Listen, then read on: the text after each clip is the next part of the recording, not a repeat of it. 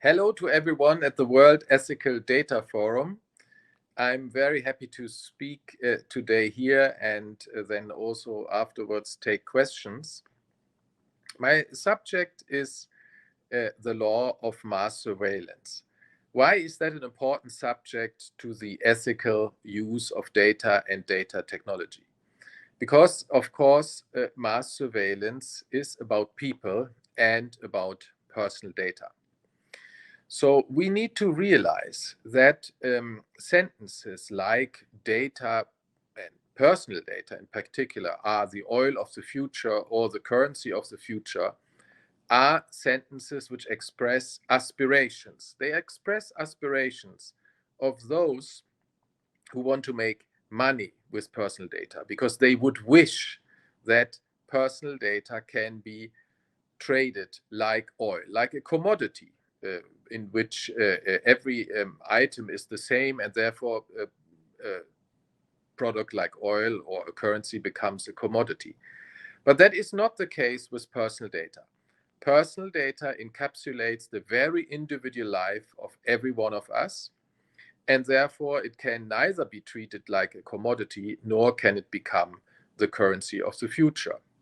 And because it encapsulates the personal life of all of us individually, it is also subject of mass surveillance because knowing about people, not only in an aggregate way, but very individually about each and every one of us via data surveillance is both a big business to make money, but it is also a very big pastime of services which serve governments. In the European Union, we have a fundamental right to data protection and privacy, in contrast to many other countries. What does this mean? This means that our highest law promises to people that they have control over their personal data. We call that informational self-determination. This means that it's not a free-for-all either for making money with mass surveilling people, nor can the state do mass surveillance on people without limits. And the limits which I'm talking about are not only limits of ethics or self-regulation, they are limits set by law. And I would like to emphasize the importance of the instrument of law in the age of artificial intelligence. We have been talking a lot about ethics of artificial intelligence, and depending on which article you read, there are 80 to 200 ethics codes in the world about artificial intelligence and also the use of data in that context. But because personal data are such an integral part of our individuality and our ability to control the picture which we give to society, thus exercise informational self-determination, it is very important that we are protected by law. So not only by the good intentions of governments or companies, but by law, that we have rights which are also enforceable through courts, if necessary, also against those who play ball. And the good news is that this system of having laws, making laws in democratic process, and also enforcing these laws via courts in the European Union works quite well. So let me go through the different steps as they pertain to personal data and also artificial intelligence. First of all, of course, we have the famous General Data Protection Regulation, which is a piece of law. It's binding law which concretizes the promise of our Constitution, the promise of the fundamental right to data protection. But we also had, for example, a law which allowed the retention for longer periods by telephone companies of all telephony data. This was called the Data Retention Directive. It was put in place after 9/11, the terrorist attacks on the United States, and as a measure to increase the ability for law enforcement to follow up if there is an incident, and also the ability of national security services to work with such data. This piece of law is an example of a law which went too far. It was not precise enough. It made everybody a suspect, and therefore was annulled by the European Court of Justice in the Digital Rights Island case. And there has been later jurisprudence also on national data retention law in the European Union. So you can see that the process of enforcing rights and even testing secondary law which is made by the legislator, namely the democratic European Parliament and the Council of Ministers in co-decision, is in full speed in Europe, that even those laws which are made by the legislator are tested against the constitution. And if they go too far, if they're unproportional, if they're not necessary, if they're too imprecise, if they don't protect people in a way the Constitution wants to protect them, because it grants a right to data protection and privacy as a very important right in the digital age, in the age of artificial intelligence, then these laws are annulled.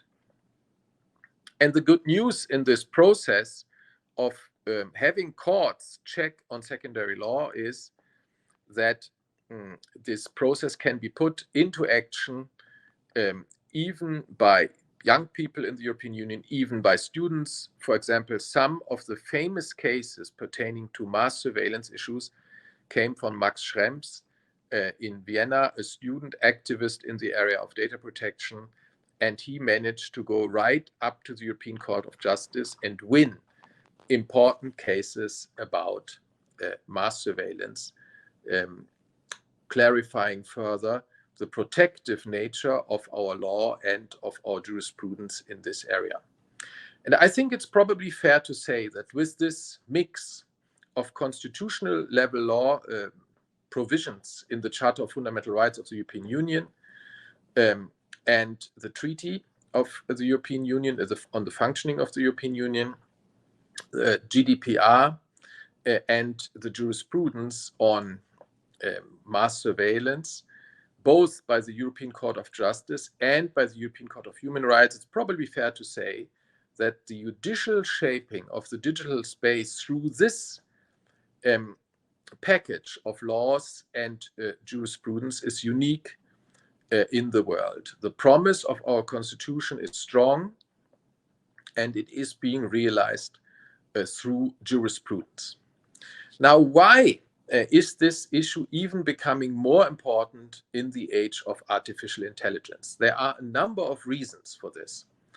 First, artificial intelligence allows to identify people on the basis of even more data which previously did not lead to the identification of people than before. So to understand why this is important, it is important to understand that for us, personal data in our law are data which either identify people or make it possible to identify people.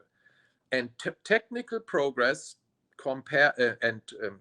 combined with the progress of computing power and learning of programs makes it very likely that data which today may not allow to identify a person, tomorrow may, possibly combined with other data, allow to identify a person. So there was a time when nobody thought that, let's say, a heartbeat pattern or a breathing pattern would identify an individual.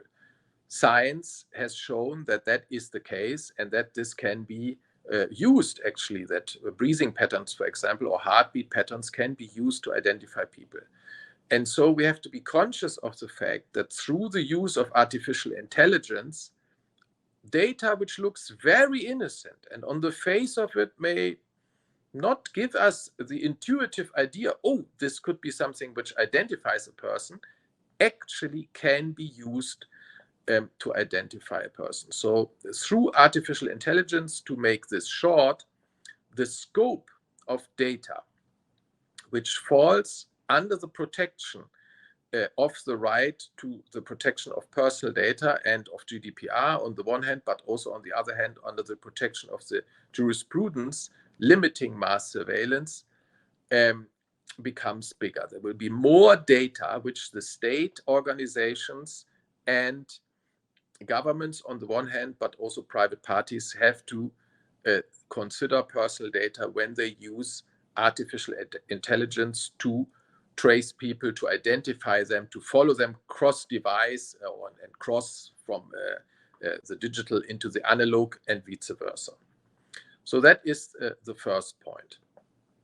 The second point is that in the processing of data, artificial intelligence allows to collate data to even more perfect pictures of our wishes, our dreams, our inclinations, of what we want, of our feelings, of our political exposure, of our sexual orientation, and so on. So artificial intelligence combined with a pool of data on people, according to, depending on which company you look at, whether it's Facebook or Google, maybe 200, maybe 2,000 parameters, allows to scrutinize people in terms of their individuality even more than ever before.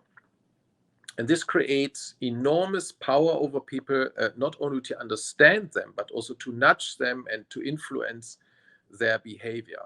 And here we are in an area which, again, is very crucial to realize.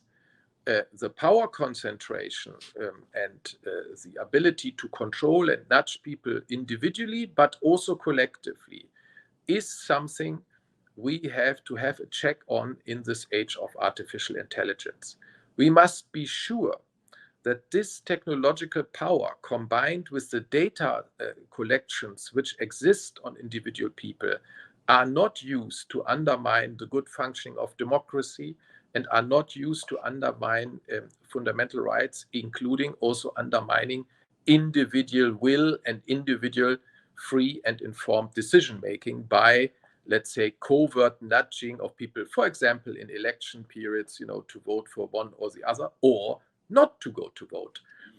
We have seen possibly quite successful exercises already in the use of Cambridge Analytica, first in Malta, then in the United States, also in the Brexit vote.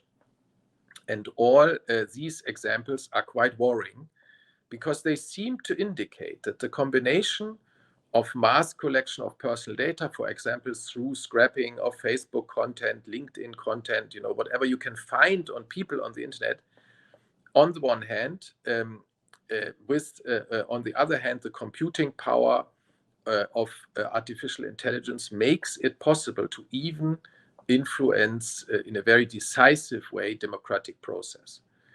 So this is a great concern relating to mass surveillance of people. And I would like to bring in another element at this stage of importance, namely next to the jurisprudence, which is limiting mass surveillance for reasons of individual human rights and fundamental rights under the European Charter of Data Protection.